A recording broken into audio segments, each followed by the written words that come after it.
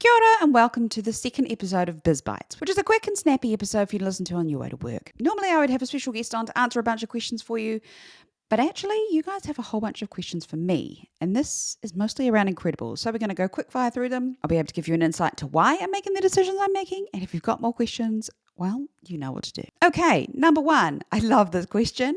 When can I invest? It's no secret to anybody who knows my story. I have equity crowdfunded twice with the teak, and the exit for those people a couple of years later was one of the most successful equity crowdfunding exits ever. Those earliest investors made a 4,800% return on their investment. Now that is a pretty damn good going. It's also no secret that I love equity crowdfunding. Not only is it an amazing marketing opportunity, it's also a way to reward and bring your community with you on the journey and reward them for their early support. Obviously, yes, it's risky, and you have to bear that in mind because you must treat these people's money with the utmost respect.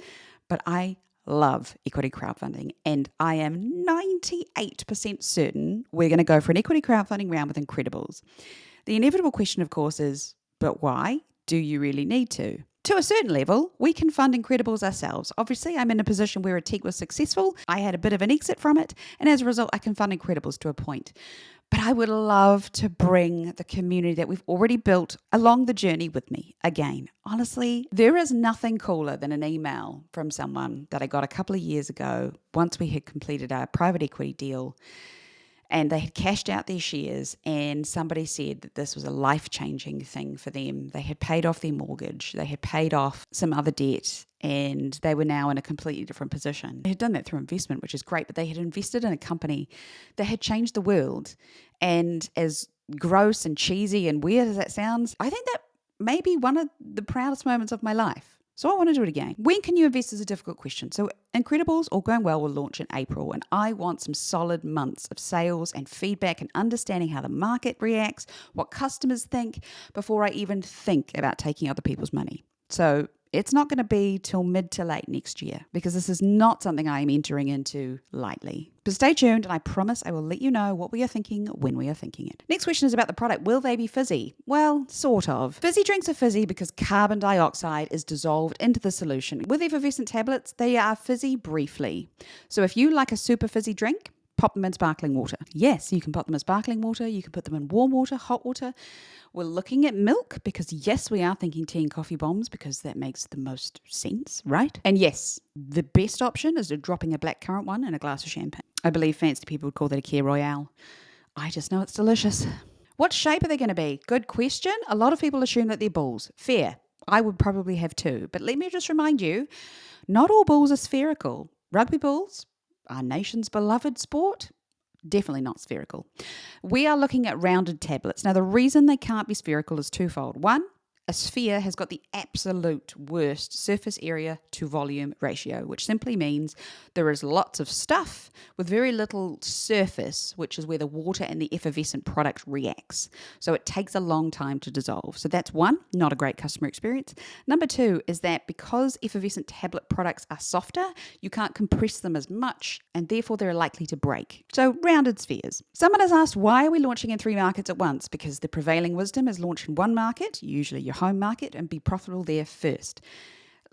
Depending on a whole bunch of things like your resources and your experience and your expertise and networking and so on and so forth, that might be true for you. It's not necessarily true for us. New Zealand is a small market. This product has big applications. So we are launching in Australia, New Zealand, and America at the same time because we have the resources to support them, the understanding of the market. We have networking in each place, so we know people to talk to in each market. It's also a product we can do one version of, comply with every single country's regulations. We're also doing online first. Now, if you want to hear more in depth about this, I've talked about it in the export episode, but we are doing online first, and that does remove a lot of the risk. We will move into physical retail sooner in New Zealand, followed by Australia, followed by the States, but online first takes quite a lot of that risk away, although not necessarily the marketing cost. Someone asked me about imposter syndrome, and the answer is emphatically yes. I never ever feel like I belong in a room. I mean, the standard for imposter syndrome, and look, there's lots of people who say it's not true. It's simply the social conditioning for women being told that we are not good enough. And I believe that's absolutely true. But we've coined the term imposter syndrome to cover that sort of that feeling, right? So yes, I regularly feel inadequate, particularly in rooms with like finance bros or people who have done incredible things. And sometimes it's negative and sometimes it's horrible because of the energy they give off. And sometimes it's like awe, right? These people have been amazing. Why are they giving me the time of day? So yes, I often feel inadequate and ridiculous that I'm in this position, and ridiculous that anybody is paying any attention to me whatsoever. I just try and ignore it and remember that feelings aren't reality, feelings aren't facts, and I move on from there. One of my best friends, her mother is a life coach, and she once got me to write down a page of, there was a scenario that was bothering me a lot. She once got me to write an entire page of all the things, all of the realities about that scenario that were worrying me. So I spent a couple of minutes and wrote down all these things, like this person thinks this and this will happen and this will do this, blah, blah, blah.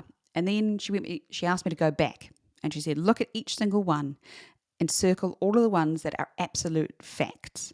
And I couldn't circle any of them, because they were all feelings or thoughts that I had that had no basis in reality. That has always helped me move past what feels like an imposter syndrome style feeling. So maybe that will help you too. Why am I doing a podcast about it? I've had this question a few times actually, and depending on when this goes live versus when the article goes live, Incrediballs will have gone in the media, which is not a surprise, because obviously I'm being public about building it and not building it quietly, because I believe that building a community before you launch a product has real benefits. But it's also not ideal, because you want to have that press launch when you have a product for sale. It is what it is. And I'm very, very appreciative that the press want to pay attention and want to tell the story. It's incredibly kind. But I'm doing a podcast for two reasons. One, I want to build that community. I want people to understand the journey of Incrediballs, because it's fun. It's so much fun building a product and building a company, but it's also so much fun building a product and a company that will ideally change the industry, like Atik did. The second one is because obviously I mentor and educate a lot of entrepreneurs who are trying to do something similar, trying to use business to change the world, to make it a better place, to solve social and environmental problems. And that's obviously why I have Business But Better. Building Incrediballs is the perfect opportunity to show other people how to build that mission-led business. So a podcast makes perfect sense. I get to talk to a whole bunch of people about what it is that I'm going through, why I'm making the decisions I'm making, in the hopes that they will go and create their mission-driven businesses too. Someone has asked me quite a few questions about the Australian market. Now, these are good, in-depth questions. I hope these answers live up to your expectations. Is the key to success for Incrediballs, particularly in the Australian market, all about the health benefits? I think emphatically no, and that is why I am not launching the health benefit balls. Health benefit balls? The benefit balls. Immediately. We're not launching those first. We are going for taste first.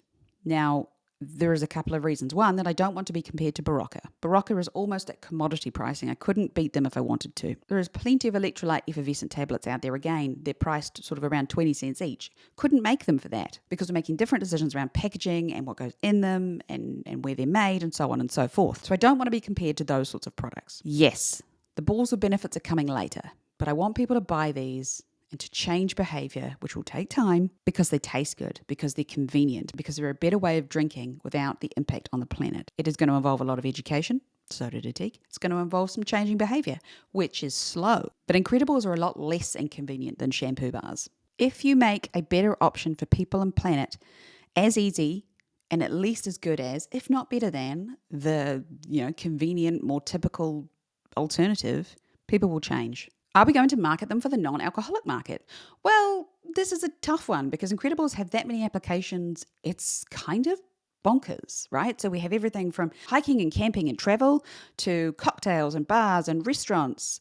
I really want to see them on planes. There is so many options that we are narrowing down who we market to and where, because if we try and go broad, it's like a shotgun approach, right? It just doesn't work. The best businesses know who they are for and know who they market to.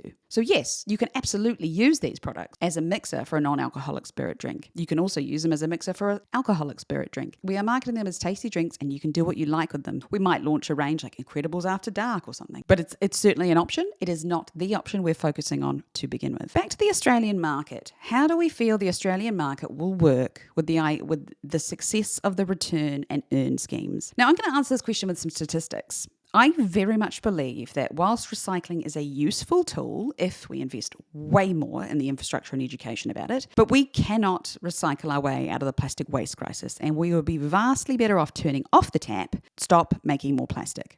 44, this when I read this, it blew my mind, right? 44% of all of the litter in New South Wales, so that's Sydney and the surrounding state, is small volume, so that's under a litre, drink bottles. 44%. That's nearly half. That is absolutely bonkers. I couldn't find anything about the pickup of return and earn schemes. Certainly, they have collected a lot of bottles. The vast majority appears to be glass. And it does appear that Australia is great at recycling glass. However, there is a shitload of plastic bottles made and used every single day in Australia. Do you know how many plastic bottles Coke makes every year? That's just Coke. 100 billion plastic bottles every single year. And they have pledged that by 2030, all of their bottles will be made of 50% recycled plastic. But I think it's also worth noting that Coca-Cola has made an absolute bucket load of sustainability pledges and not achieved a single one. We just quietly forget about them. Yes, return and earn seems to be great for glass. I can't find any information about how many people are actually doing it. But here is the worst part for me. According to the scheme's own annual report, just 25% of the plastic collected was recycled in Australia. The remaining 75% is exported. Typically, countries like Australia, New Zealand, Canada, the UK, we export our waste to countries like Indonesia and Malaysia, despite knowing full well that they cannot cope with the absolute deluge of plastic, and that is typically where plastic ends up in the ocean. So wonderful that we are collecting and paying people to return their containers and therefore getting them to have a think about what it is they use. But what are we doing with it afterwards?